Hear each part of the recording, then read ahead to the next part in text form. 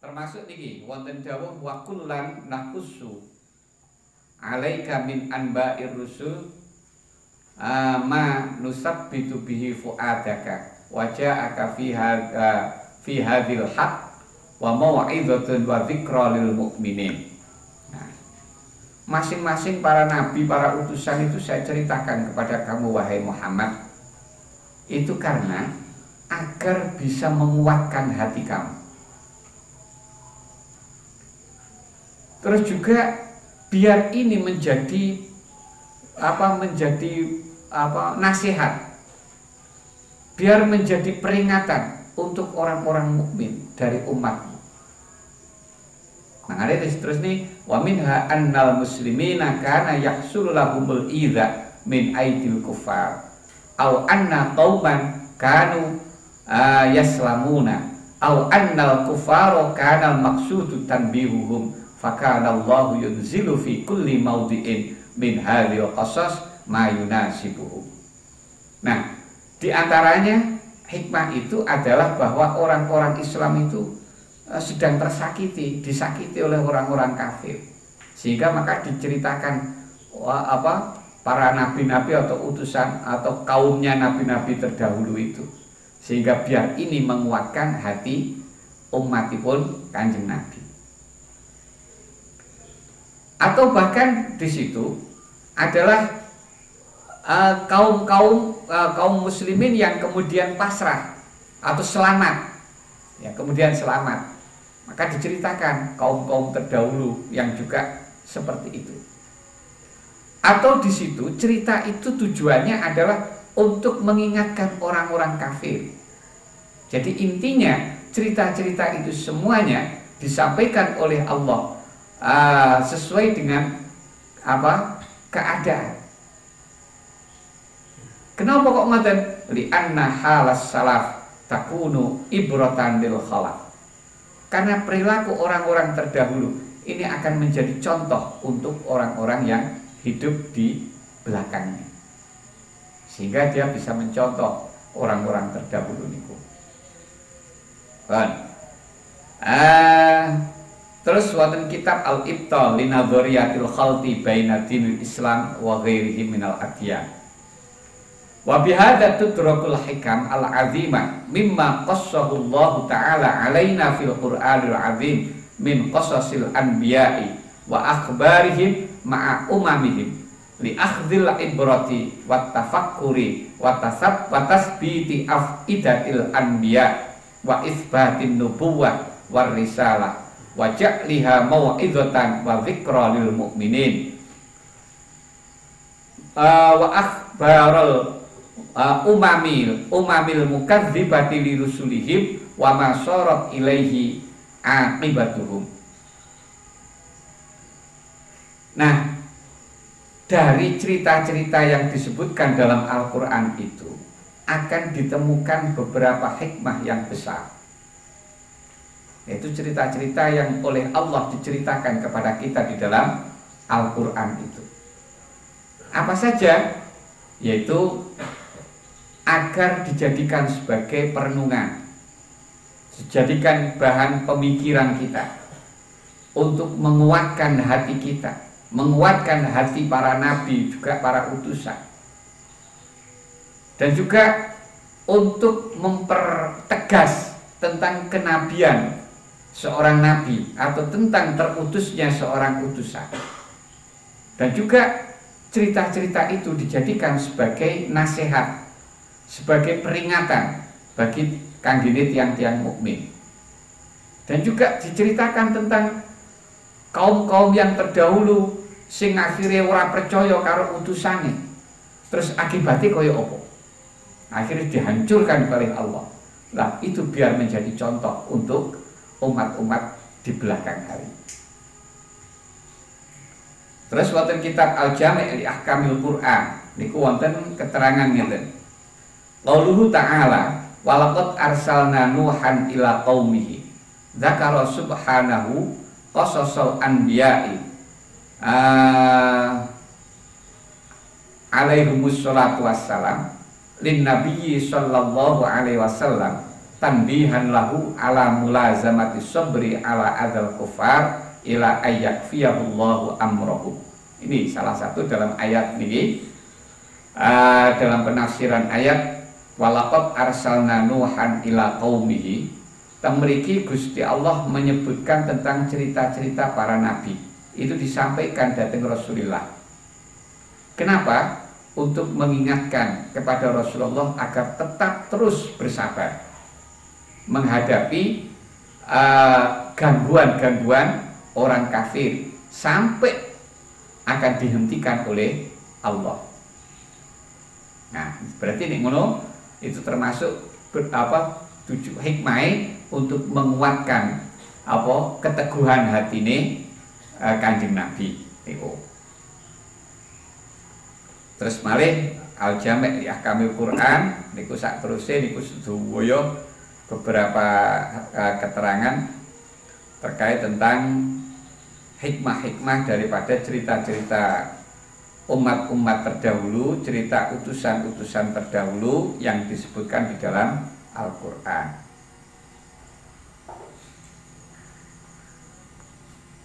Terus soal berikutnya setunggal malih, bagaimana hukumnya menyampaikan pengumuman atau semacamnya pada saat khatib sudah duduk di mimbar setelah salam dan belum memulai khutbah.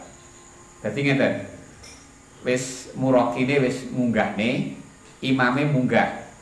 Wis munggah wis salam. Assalamualaikum, mari salam kan lungguh to nika. Nah, pada saat khatib iku lungguh, kemudian misalnya takmir, ki ngene menyampaikan pengumuman. Menyampaikan pengumuman atau siapapun kemudian menyampaikan pengumuman. Nah, ini sih ditanyakan oleh pora menyampaikan pengumuman di saat khatib ini sesudah salam kemudian duduk dan berarti belum mulai khutbah. Paham ya pertanyaannya? Nah, terus jawabannya gitu.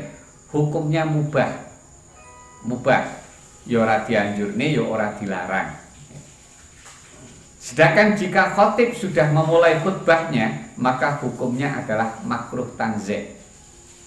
Kalau di tengah-tengah khatib pas wis tengah-tengah khutbah kok nyelo-nyelo terus ngene menyampaikan pengumuman, nah niku hukumnya makruh tanzih niku.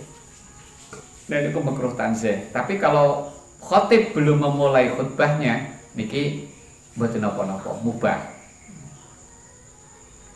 Keterangan wonten kitab Asnal Mathalib. Sing pertama wonten kitab Asnal Mathalib. Niki asale ngeten. Wa ayyun situ wa yastami'u. Qala ta'ala wa idza quri'al Qur'anu fastami'u lahu wa ansitu. Jadi jamaah Jumat niku supaya diam dan mendengarkan khutbah. Niki arane ngoten. Kenapa? Sebab wonten dawuhipun Gusti Allah wonten Al-Qur'an isine wa idza quri'al Qur'anu fastami'u lahu wa ansitu. Ketika Al-Qur'an itu dibacakan, maka diamlah dan dengarkanlah. Nah, kemudian kebanyakan kata Al-Qur'an di dalam ayat ini adalah khutbah. Jadi Al-Qur'an yang dimaksud ning ayat ini adalah khutbah. Loh kok kebanyakan ulama menafsiri khutbah iki piye to, sambunge piye? Sebab di dalam khutbah salah satu rukun yang harus ada di dalam khutbah itu adalah harus membaca ayat Al-Qur'an. Kalau tidak ada rukun itu khutbah ora sah. Gitu. Nah, karena di dalam khutbah itu ada ayat Al-Qur'an, makanya di situ khutbah itu juga disebut dengan Al-Qur'an, dan itu yang dimaksud di dalam ayat wa idza quri'al Qur'an fastami'u lahu wa ansitu. Niku menurut mufassirin iki. Nah, mergo wau perintah niku kon meneng terus kon ngrungokne, dampake terus pundi? Wa yukrahu lil hadirina al kalamu fiha lidhahiril ayatis sabiqah. Maka makruh bagi orang-orang yang sudah hadir di dalam khutbah itu untuk berbicara. Jadi wong sing wis neng jero niku makruh kalau berbicara ketika khatib sedang khutbah. Kenapa? Karena melihat lahiriah ayat niku wa idza quri'al qur'an fastami'u niku. Ditambah dengan hadis idza qulta li sahibika ansid yaumal jum'ah wal imamu yaktubu faqat laghon. Ketika kalian berbicara kepada sahabatnya, maka diamlah ketika itu terjadi pada hari Jumat, sementara imam itu sudah sedang khutbah. Sebab kalau kamu tidak mau diam, tetap berbicara, maka kamu akan kehilangan Jumat.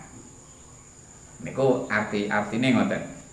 Terus tapi berbicara di saat khotib itu sedang khutbah, hukumnya mboten haram, wala yahrumu, mboten haram. Kenapa? Tadi dalam Al-Qur'annya itu sudah jelas memakai sighah amar. Fastami'u wa ansitu. Itu kan kalimat perintah itu. Itu kalimat perintah. Padahal di dalam usul fikihnya, aturannya kalau ada kalimat perintah, maka kalimat perintah itu menunjukkan arti wajib. Tapi kenapa dalam kaitan ini kok itu tidak dihukumi wajib, tapi hanya dianjurkan atau disunatkan untuk mendengar, yang sehingga kalau diterjang itu hanya berdampak pada makruh saja, tidak sampai haram. Nah, ini alasannya karena ada beberapa hadis yang menunjukkan tentang diperbolehkannya berbicara di tengah-tengah imam sedang di tengah-tengah khatib sedang khutbah.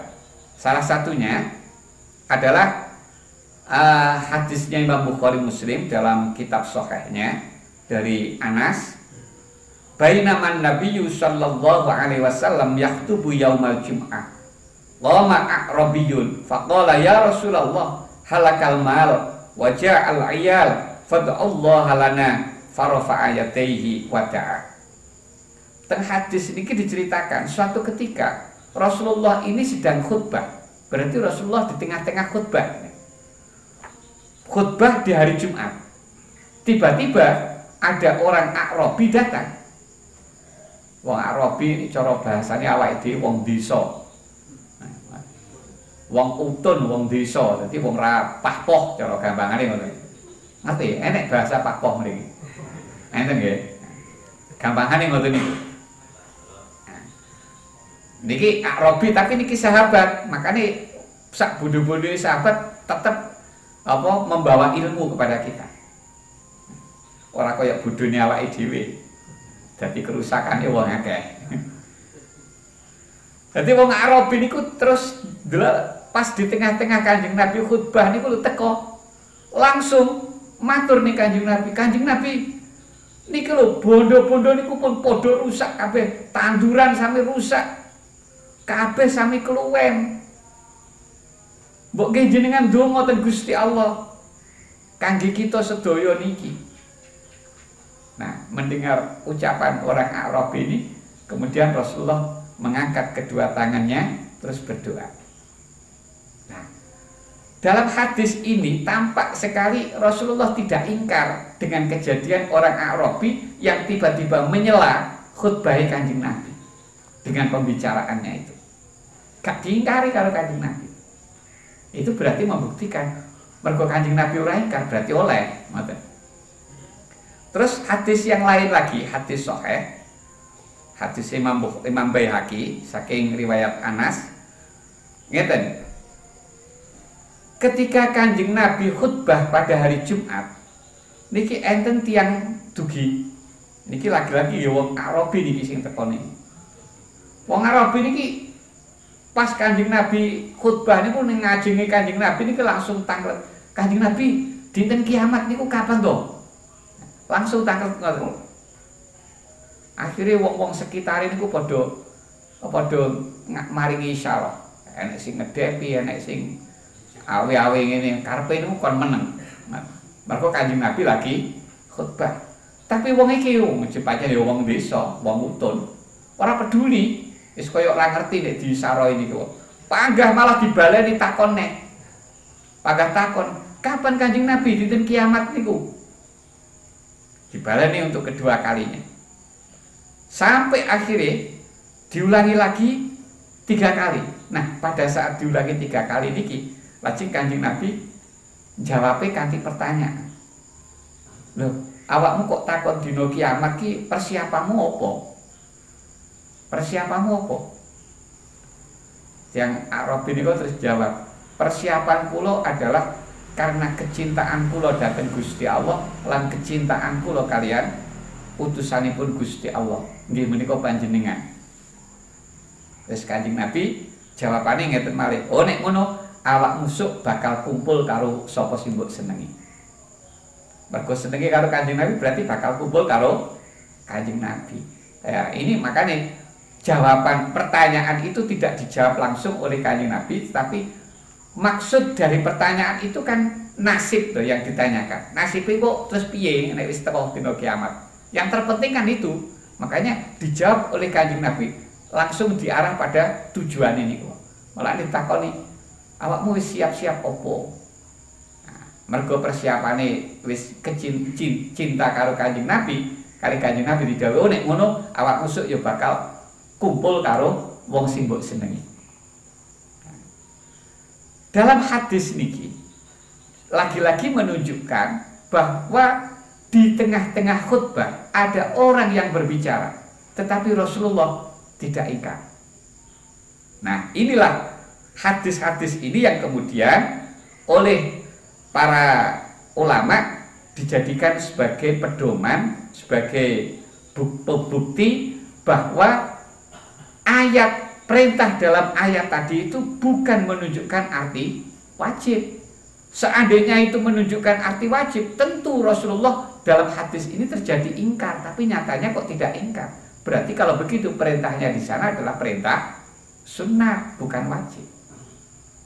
Nah, niku mulane akhirnya ulama beristinbat hukumnya ngomong ketika di tengah-tengah khutbah itu tidak sampai haram, tapi hanya sebatas makruh tanzih niku. Nah, niki lebih tegasih niki malih wa yubahu lahum bila karahatin al kalamu qabla al khutbah. Niki sing langsung mengarah dalam pertanyaan. Pertanyaannya wau kan khatib belum khutbah. Keterangan yang barusan kita baca, ini khatib sudah khutbah. Dan jawabannya kita sudah tahu. Nah, sekarang nek kita kembali ke pertanyaan bagaimana? Karena khatib tadi belum memulai khutbah. Nah, niki dijawab wonten keterangan niki tentang kitab sing sami niki wau. Wa yubahu lahum bila karahatin. Bagi mereka orang-orang yang hadir di jamaah Jum'ah itu diperbolehkan untuk bicara sebelum dimulai khutbah dan setelah selesai khutbah atau di antara dua khutbah. Atau di antara dua khutbah.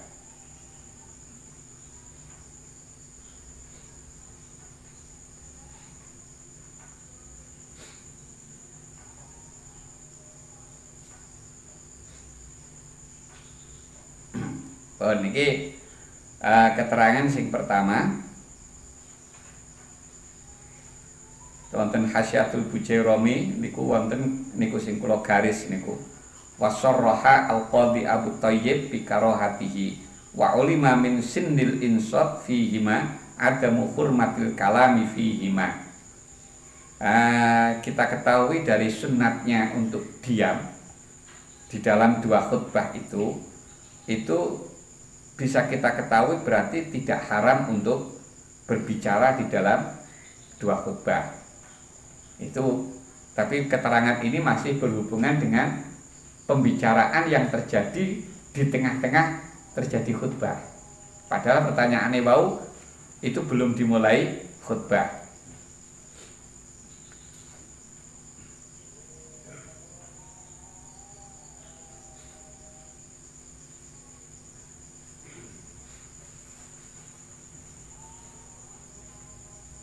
sing langsung terkait kalih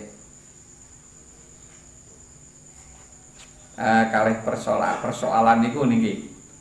Qaluhu wa ulima min sindil insad ila akhirih ay alal jadid wal qadimu yahrumu al kalamu.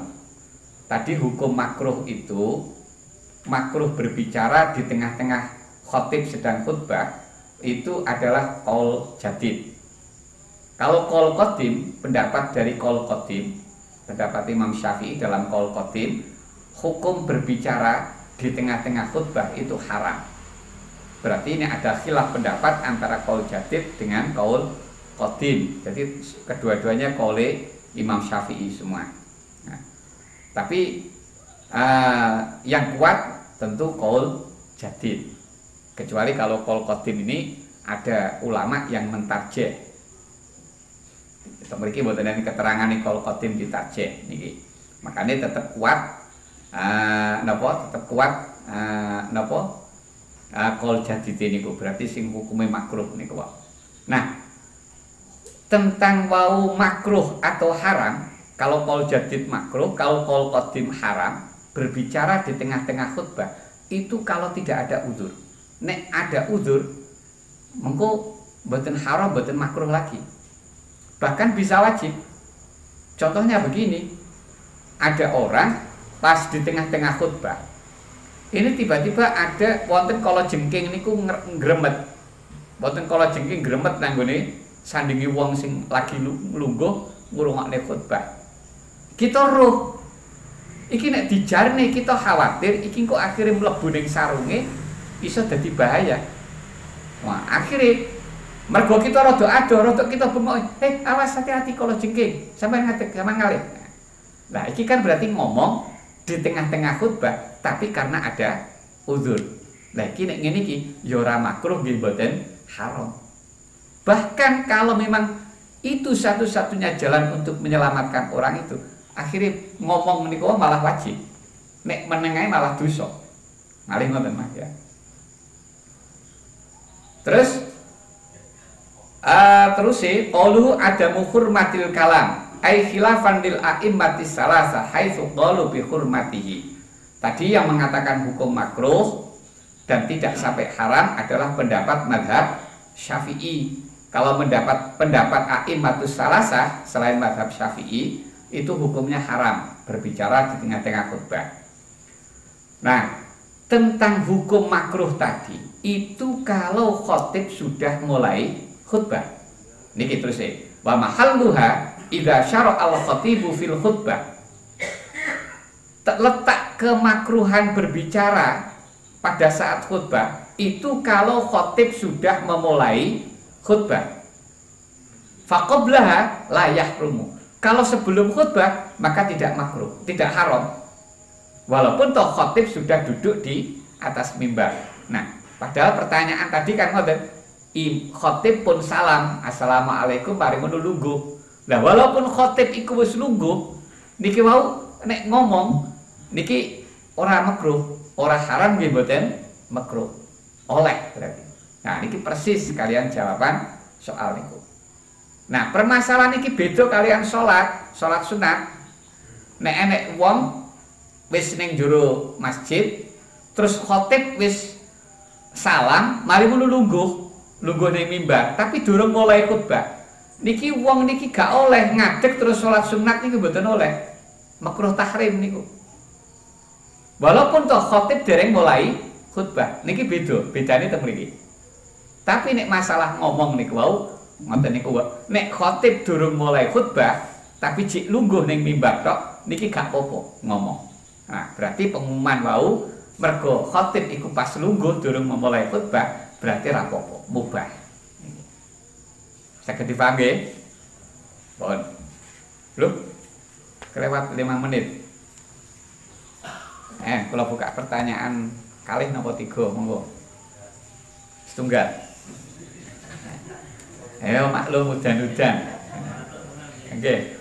Lah wong udan niku lho dadi uzure jamaah, uzure Jumat. Iki nek masalah ngaji ya maklum. Nek akhirnya mboten saged dugi nggih. Wong pancen uzur. Enten mboten pertanyaan? Pun selak mancal kembul. Nggih. Keleresan nek jenengan ngejak sampun. Alhamdulillah mugi-mugi dados ziyadah ilmu nggih kangge kita sedaya lan mugi tetep dipun paringi istiqomah. Kathah kirangipun kathah kapatipun yen ageng kula papunten ihdinas siratal mustaqim wallahu muwaffiq ila aqwamit thoriq. Wassalamualaikum warahmatullahi wabarakatuh. Bismillahirrahmanirrahim. Alhamdulillahirabbil alamin wassalatu wassalamu ala sayyidina Muhammadin wa ala alihi washabihi ajmain. Allahumma yassir lana ma ta'assara alaina min umurina umuril akhirah. Allahumma inna nas'aluka min khairi ma sa'alaka min Muhammadin nabiyyuka rasulika sallallahu alaihi wasallam wa na'udzubika min syarri ma sta'adzaka min Muhammadin nabiyyuka rasulika sallallahu alaihi wasallam. Allahumma inna nas'aluka husnal khatimah wa na'udzubika min su'il khatimah. Allahumma arinal haqqa haqqan warzuqna ittiba'ah wa arinal batila batilan warzuqna ijtinabah. Allahumma inna nas'aluka ilman nafi'an wa amalan shalihan maqbulan wa rizqan wasi'an halalan thayyiban wa waladan shalihan wa shifaan min kulli da'in wa saqamin bi rahmatika arhamar rahimin. Allahumma anfa'na bima 'allamtana wa 'allimna bima yanfa'una wa zidna ilman. Alhamdulillah ala kulli hal. Allahumma inna na'udzubika min 'ilmin la yanfa' wa qalbin la yakhsha' wa 'ainin la tadma' wa nafsin la tashba' wa 'amalin la yurfa' wa du'ain la yusma'. Rabbana zalamna anfusana wa illam taghfir lana wa tarhamna lanakunanna minal khasirin. Rabbana atina fid dunya hasanah wa fil akhirati hasanah wa qina adzabannar. Wa sallallahu ala sayyidina Muhammadin nabiyil ummi wa ala alihi wa sahbihi wa baraka wa sallam. Subhana rabbika rabbil izzati amma yasifun wa salamun alal mursalin walhamdulillahi rabbil alamin. Bismillahirrahmanirrahim. Subhanakallahumma wa bihamdika asyhadu an la ilaha illa anta astaghfiruka wa atubu ilaik. Subhana rabbika rabbil izzati amma yasifun wa salamun alal mursalin walhamdulillahi rabbil alamin. Allahumma shalli ala Muhammad ya Rabbi salli alaihi wa sallim.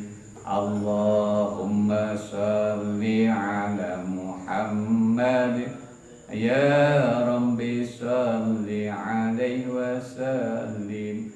Allahumma salli ala Muhammad ya Rabbi salli alaihi wa sallim. Allahumma salli ala Muhammad.